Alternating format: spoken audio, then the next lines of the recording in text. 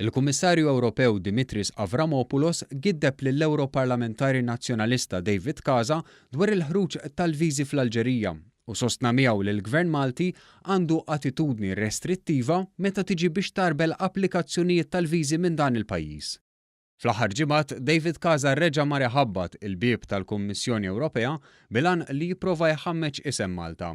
Iżda, it-tweġiba tal-Kummissjoni kienet ċara.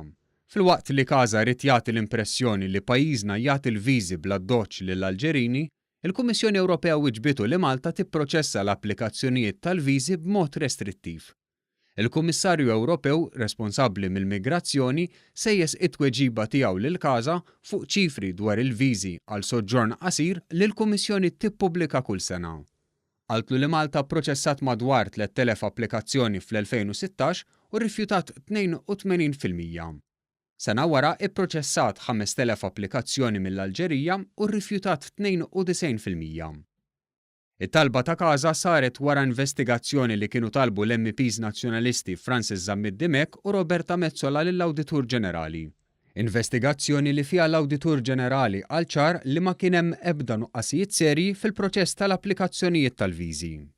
L-istess kif qalet il-Kummissjoni f'investigazzjoni oħra li saret f'Settembru ta' 3 snin ilu. Il-Kummissarju Ewropew qallu li meta tqis ir-rata medja ta' applikazzjonijiet irrifjutati mill-pajjiżi Ewropej li jipproċessaw applikazzjonijiet tal-viżi fl-Alġerija kienet 30% fl-istess perjodu, l-awtoritajiet Maltin għandhom attitudni restrittiva meta jipproċessaw applikazzjonijiet tal-viżi fl-Alġerija. Dan ifisser li David Casa żamm l-istess stil li kellu tul l-aħħar 5 snin, dak li ma jitlifx okkażjoni biex jipprova jimmina lil pajjiżna anke jekk dan ifisser li jistgħu ibagħtu wkoll iċ-ċittadini Maltin.